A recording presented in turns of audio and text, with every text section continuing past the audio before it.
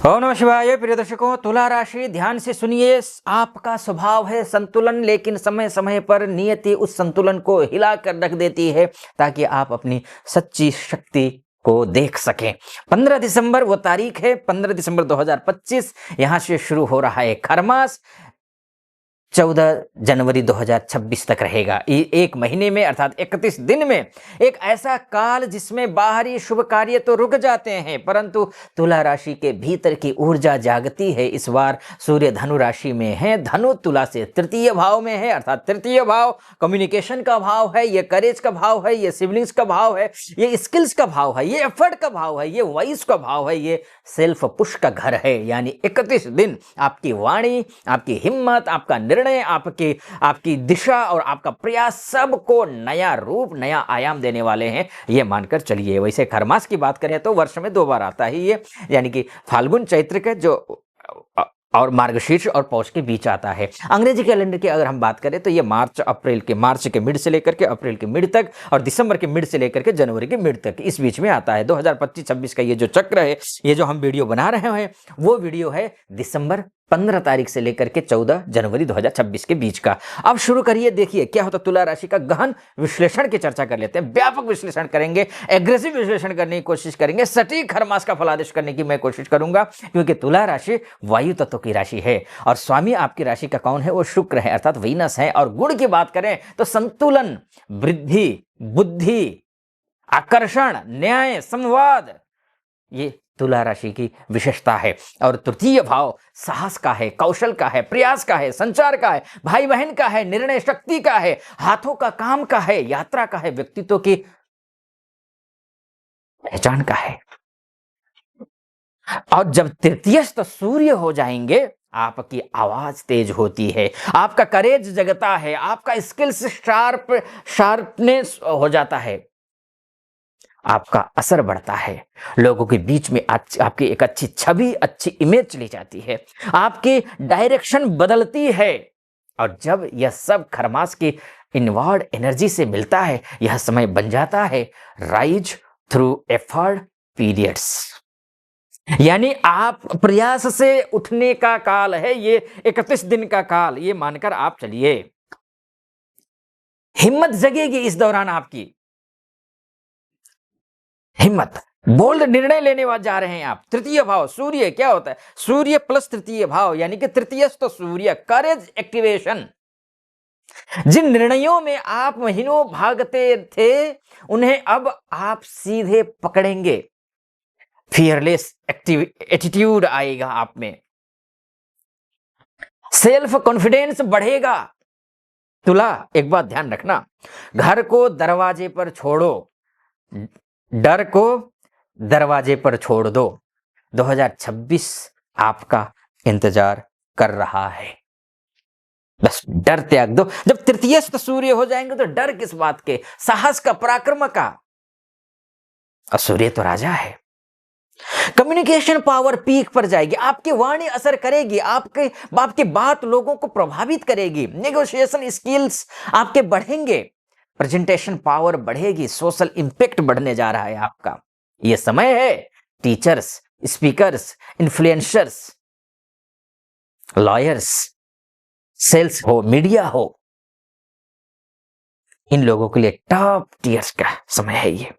आपकी आवाज आपका हथियार है और अभी ये ब्रह्मास्त्र बन रही है, ये आप समझ कर चलिए। सिबलिंग से संबंधों में सुधार होगा, सहयोग बढ़ेगा, भाई बहनों में आपस में सपोर्ट देंगे। अभी तक रिश्ते बिगड़े हों तो उलझे रिश्ते सुधरेंगे, किसी रिश्तेदार से मदद मिल सकती है। स्किल डेवलपमेंट का परफेक्ट समय है ये। तृतीय भाव स्किल का होता है और सूर्य मास्टरी है। नया स्किल सीखेंगे, पुराने स्किल को रिफ्रेश करेंगे। ऑनलाइन कोर्स हो या फिर राइटिंग हो, स्पीकिंग हो या फिर मार्केटिंग हो या फिर एक्स्ट्रा ऑर्डिनरी ग्रोथ होगा इन क्षेत्रों में। आपको, आप जितना सीखेंगे ना उतना ही उठेंगे, इसलिए सीखना जरूरी है, ये आप समझ लेना। छोटे मोटे ट्रेवल भी हैं इस दौरान 31 दिनों में, छोटे मोटे ट्रेवल। शॉर्ट जर्नी जिसको कहते हैं, वर्क ट्रेवल हुआ या फिर न्यू कॉन्टेक्स्ट के लिए आप ट्रेवल कर रहे हैं, नए लोगों के साथ मिल रहे हैं, नई जगहें जा रहे हैं, है ना। ट्रेवल आपके लिए अपॉर्चुनिटी लेकर के भी आएगा, तो अपॉर्चुनिटी के लिए भी आप प्रयास कर सकते हैं, करिए। कठोर प्रयासों का फल मिलेगा, मेहनत चमकेगी आपकी, ध्यान रखिएगा। तृतीय भाव वैसे भी कर्मशीलता का भाव है, सूर्य जो है स्पॉटलाइट है, ये आपकी मेहनत दिखाई देगी, आपकी कोशिशें प्रशंसा पाएंगी। 2026 के बड़े काम की नींव यही 31 दिनों में आप रखने जा रहे हैं, ये मानकर आप चलिए। रिश्तों में अगर खटपटी हो या फिर विवाह को लेकर के हो तो बेहतर है ये 31 महीने। विवाह होने को लेकर के नहीं है, क्योंकि विवाह में तो जितने भी, न केवल विवाह, जितने भी मंगली कार्य होते हैं इस खरमास में तो वो होते ही नहीं है, वो होते ही नहीं है। कोई नया शुभ कार्य होता ही नहीं है, नया कार्य करना है, न कुछ करना है।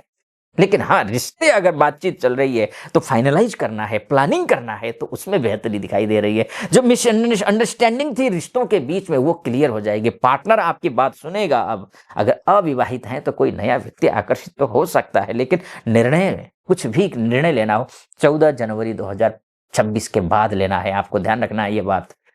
और अब आप सोच रहे होंगे कि आचार्य जी ने सब शुभ शुभ कह दिया, अशुभ भी तो कुछ है नहीं क्या? अशुभ है जी, खरमास है, अशुभ तो होना ही है, कुछ तो होगा ही।